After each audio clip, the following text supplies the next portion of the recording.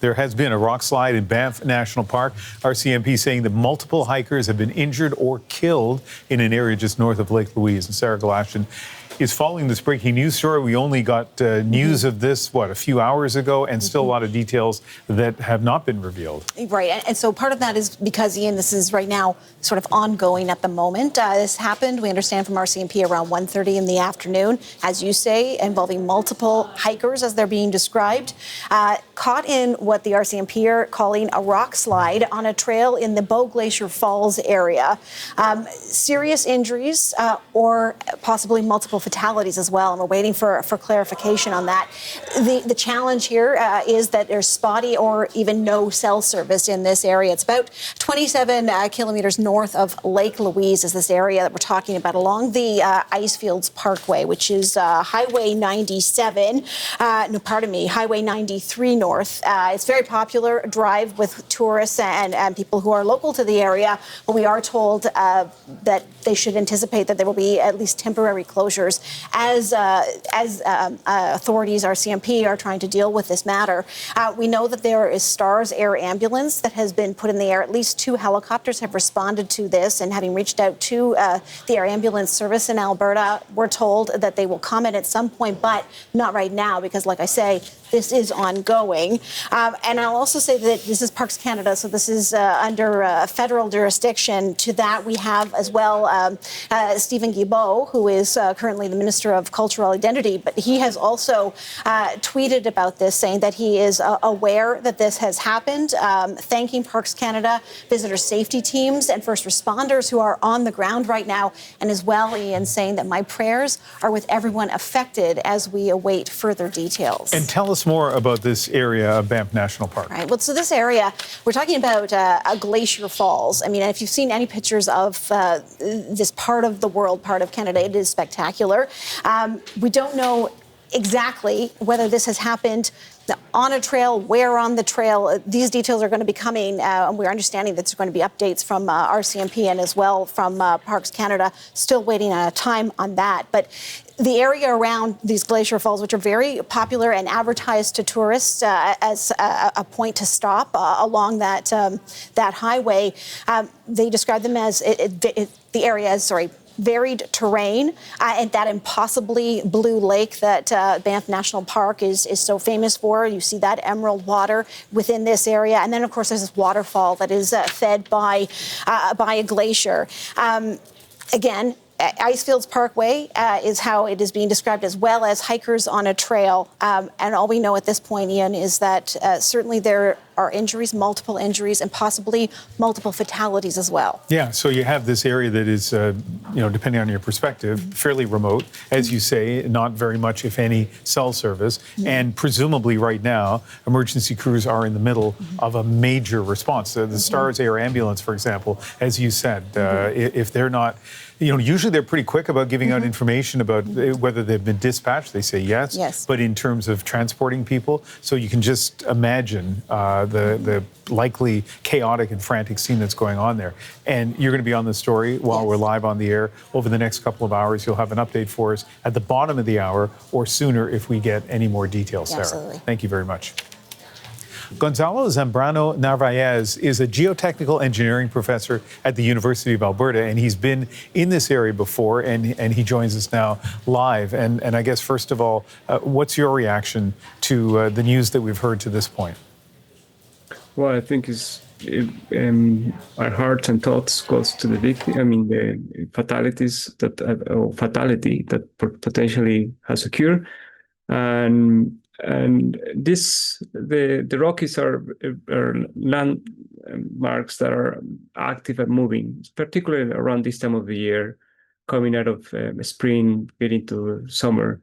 And these events could occur if you're looking at the rock landslides occurring in the Rockies. It's not uncommon.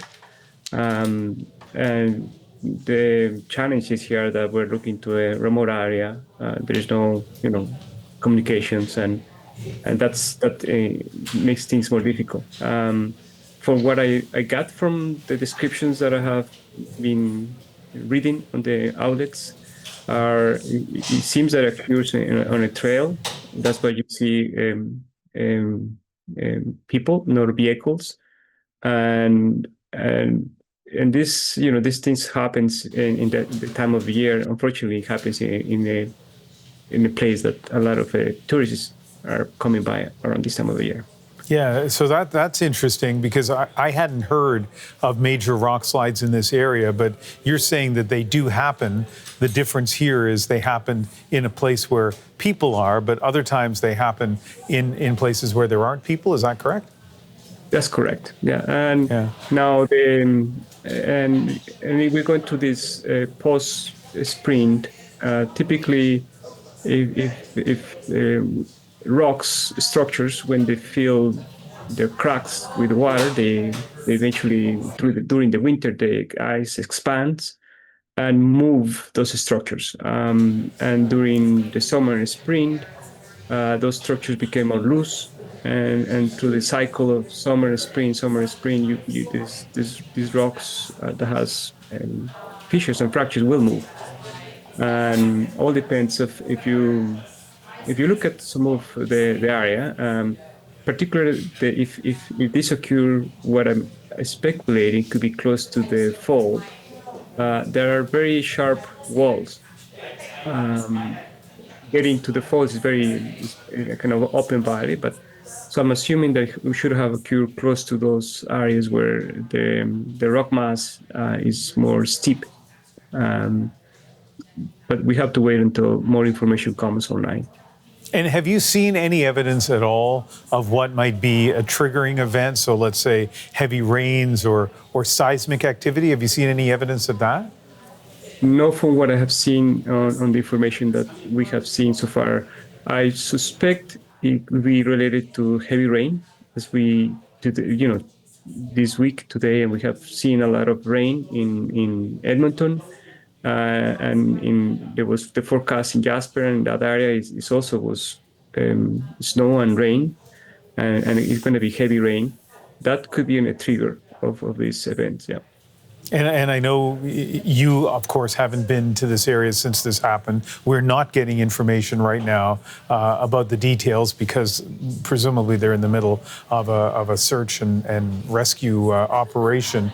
But knowing the terrain, which you do, what do you think likely the scene looks like? Is it huge rocks that would have slid in here? Is it rocks and dirt? I mean, what kind of scene do you think there is there right now? I believe because of the area that we're looking, the visitors would have parked their vehicles on the highway or on the access road, and they would have to walk several hundreds of meters to where a potential landslide could occur. And I'm assuming that because there's not a lot of cell phone coverage, it took him a while to access for help. The event occurred, according to the information that I see online, occurred at 1:30 p.m. Mountain Standard Time or Mountain Daytime. So I'm not surprised that it took a little while for help to arrive because of the area. The area is very remote. There's no cell phone connections, and they should have walked for several hundred meters before they could reach a vehicle. Yeah, and the timing is a good reminder too. That right now it is coming up to 10 after 5 Mountain Time, so we're talking about less than 4 hours since that alert went out. So still, as I say, I'm sure we're going to find out that there is a frantic operation underway. Professor Narvaez, thank you very much for speaking with us. Oh, thank you very much. Gonzalo Zambrano Narvaez is a geotechnical engineering professor at the University of Alberta.